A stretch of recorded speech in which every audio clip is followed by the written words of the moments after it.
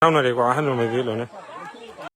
Isilnausing ngasidagi numit nini muktangi mamangdani akhoi manipurdagi cabin crew ani akhoi sen nganthoi amadi singsan na leikhidabagi isilnaw mayam amana condolence message mayam am share tawkhibdo akhoi gi cookie gi site tagi su akhoi isen nganthoi gi amadi magi family gi damakta condolence message sing mayam am share tawbirakhi adagi akhoi gi maitei gi site tagi su akhoi gi isen singsan gi damakta amadi magi family gi damakta condolence message mayam am share tawrikhibido mayam loina urangani hojiksu dum share tawba leptri ko adubu laibak thibadi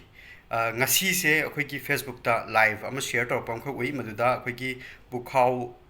leitan pokpi haiba ora male area du ko ai samakti mafam du kadom da no haiba du khangjate tabu to hairi mafam sida akhoi ki maiti masa singna akhoi ki lau singu tawna bagi namakta akhoi ki lau ubagi kumma matamda akhoi ki cookie gi site gi nauri kapsilak bagi adumba live share to budu uzai ko ada security force sing su lei akhoi ki manipur gi su adagi central force khara su lei bui moi gi site gi su control tawna badi hotnai ko ada aina sida haijaning badi akhoi silnaw sing ngarang handagi akhoi na share tawra iba akhoi gi thadau students association na ka moi gi condolence message share tawra pamatamda akhoi sen nganthoi gi damak su yaubir pa moi gi family gi su yaubir pa do madu yam thina appreciate tawjaki bani ai gi site gi di ko haidi positive oiba kari ma wahai matang oitaraga su hairak pa taraga di madu gu madu pick up tawra kanda akhoi positive oiba wakhalon khara lakadra natraga khoise khajikhtang afaba mong da sangsin minak pa yagadra ina maina khallaga lakchabani appreciate su yamna tawjaki bani khoi meitei gi site gi su mayam am kano tawba yauki ko ada tanja sida khoi gi leita lairaba khoi gi lomi singna low ugen kumma matamda muk nauri caption bataraga di khoi na hojik phoba su condolence message share to leptri do kari artha thoi ge sini akhoi gi manipur gi mapanda leira kanda thabak tomina badadi yamna nungsi sanana loina leiminei meiti su cookie su se ai samang na su uba potni adai handaki akhoi sanani na laibak thiba thodokta leikhidabadu da su mayam loina adum uba phange ko Facebook ki comment oiro YouTube ki comment oiro loina mayam na uba phange phattaba wa amta haina de moi gi maramda ado yamna afaba pot amoina khallaga lakchabani ko ada aina haijaning badi akhoi silnaw sing Naori kapsala kanda lam lausan be yadaw su leite Naori kapsalaga maiti masa sing du loina hat pe yadaw su leite ko aduna pot se result ama lakto su leite kemta leita baduda ngahak leitana haidi positive oiba sign khara la e haira kandu da sumaina ung ka tawba se masidi tawbi gano ko request ni agi site gi cookie gi su hairiba area du da leiriba ahallaman mayam ama dum leiram khini ko ada ahan sing duna youth sing do amutang gyan tahan biu ko sigi por se akhoi sahi ani sida akhoi na thengnaraga lakri se problem se adu kimati gyamre adu oiba taraga su akhoi sumaina never ending war ama natraga sumaina akhoi conflict se dum leiba taraga di akhoi se amana amada wa pinaraga lakpa se masi never ending wen sat taraga de khoi gi mangjaba dum oigani aduna ai samak ki onadi khoi united oiba akhoi gi ko manipur ama akhoi community khudimak se nungsi sana laiminaba haibagi wakhalon da madu dum chenjabani na dum share tawjabaduni kana gumana haibe yawi akhoi gi nang doctor ni aduna nang sumba sidi yawsalunu kaina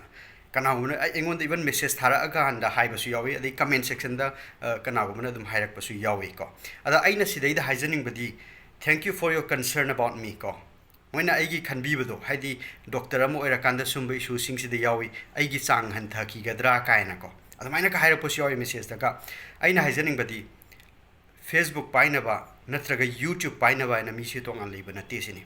mi khudingmak ne doctor khudingmak su pai engineer pai IAS pai loina pai mi khudingmak Facebook YouTube loina social media loina use tawi tawatu ai gi wakhalon sina kari no haimatamda akoina hairiba social media gi platform si use taw bataragadi akoi mayam gi damakta kanagadaba akoi unity sagat pe yagadaba adugo content sing share tawa adugo post sing share tawa madu da season ba se masi kaisu kaidabra adagi akoi share to pham thopra ina khale ai gu mami ama khatang na sidai da share tawa su ba pot sei mayam ma hai ba khot pa taw ba se masidagi mi lak aman hairak pa taragadi difference yamna chawna leigani ko aina sidai da tawjariba mayam sidi aisu aigi duty hours yam sangi ko nungti khudingi video amam ga thagal padu nungti gi free da leiboin urambasu yai tawatabu aigi duty hours yam sangi phane amna duty chatu bataraga su hairiba khoi gi state thoiba misam praja mayam sigi marakta nungsi sanana leiminagadabagi mahutta yengthinaraga leibase masi solve to base masida aigi su mi amona as an individual part ama dum yauri responsibility amadi soidana dum yawi ne khalla kanda dum share to jabani sumba mayam sida ko doctor oiragana ai hospital da ai thabak to phun to chap chana tawi maiti masa mayam amasu lei kuki masa mayam da mating pangba ana ek lakpa matam da haidi thabak mafam da ko adagi kuki masa mamnu su maiti masa mayam da mating pangi si reality ni isan ani lei khidaba matam da su mayam na loina ubire adoi taragadi lomina low uba kumma matam sidana amuka khoi nauri kapsan dui maram si kari no sini aina haibadi ngasai gi sauningba khoi problem leiraga lakhibaduna maram oirakanda ubaga kano tawningba ko hatok ningba natraga akai atoi thoaning badu di forum ba yai tawbatabu akhoi reality du somtang yengse ba double standard oibagi mowong ama oidabra ba akhoi se tawriba mowong se sen ani leikhidaba matam dadi akhoi se loina uniting force amoina dum uba phangki aduga lomi gumba adugumba mi sing rukum matam dana amukka nauri kapsan taragadi akhoina tawri se kari no haibani mapan de thabak to minaba matam dana heta nungsi chanana loina leiminaba hauji hauji su lei ko maiti su kuki su thabak to minari nungsi chanana mateng pangnaraga mai to lei ko manipur mapan da leiba mayam se aduga manipur manungsi dana akhoi leita lairaba leiminari sidana yekna boina leiba mapan da leiraga na dum punna kaimta akhoi manipur da kaimta thokta badon to leiba sigi pot si kari no haibaduni aduna akhoi gi ahalaman sing su mayam leirini na youth sing ko madu sing do ai wakhalon da di gyan khara tahan bi bama changbra na khali khoi se akhoi san ani leikhidab do san singsan adagi san ngan thoi moi ani duna khoi gi unity ko symbol of unity aduga uniting force amoina oira kanda khoi se positive oiba mong doina changsin mina se haibaduni aduga youtube pairiba ai gi video engbiba natraga facebook pairiba comment to biba silno khuding makna अखोगी हाइरिब पोट से positive ओइब पोट से दोइना हाइहनिंग बदुनी एगी side तगे अखोई खुदिंग मकी responsibility नतबराबा थबक तिमी लोइ तौरी लाइक लोइना तमी कॉलेज चली स्कूल चली लोइ तौरी को अद अखोई की सोशल रिस्पांसिबिलिटी हाइब पोट अमसु लेतबराबा आई ड्यूटी चटप मतम द चले डॉक्टर होइना एगी थबक तो फम थोकपा आई याम सिंसियर होइना थबक तौजै को आई मतिंग तो बया जगह सिंग दसु लोइ तौजै cookie लासु तौई Maiti लासु तौई any मयांग लासु तौई any person लाक मतम द आई चप चाना मदु तौजरिएबा अदा अखोई सोशल रिस्पांसिबिलिटी अमा इन तौरीब जॉब नत्रगा तमीब लाइक मधु खतंग नतना मधुगी हेंदोर अकांदा अखोई सोसाइटी की ओइब पोर्ट अमा एज अ सिटीजन को as an individual in the society अदमाइन सो अखोई रिस्पांसिबिलिटी अमा लेतब्राबा आइगी दि लेयेन खल्लेब अदुना मरम ओया कांदा शेयर तौजबनी आइगी दमक्ति यामना कंसर्न ओइबिरा कांदा आइगी इमेज डॉक्टर अमोइना अस इमेज कनो तौखरनी नत्रगा चांग हंथखरनी कायना खल्लगा आइगी दमक्ते कंसर्न ओइबिबदो मदुगी दमक्तेदी थैंक यू सिल नाउसिंग खरा मेसेज कुंबा थारप यावबा नत्रगा कमेंट दा हाइबिरपदो तबतबु आइगी वखलोन दा लेबसिना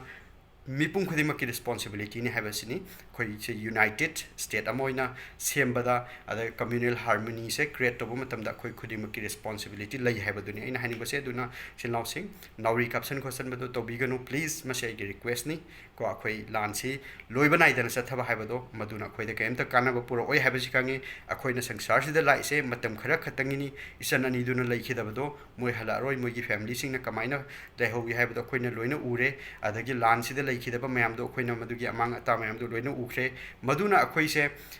मतम खरा लाकपा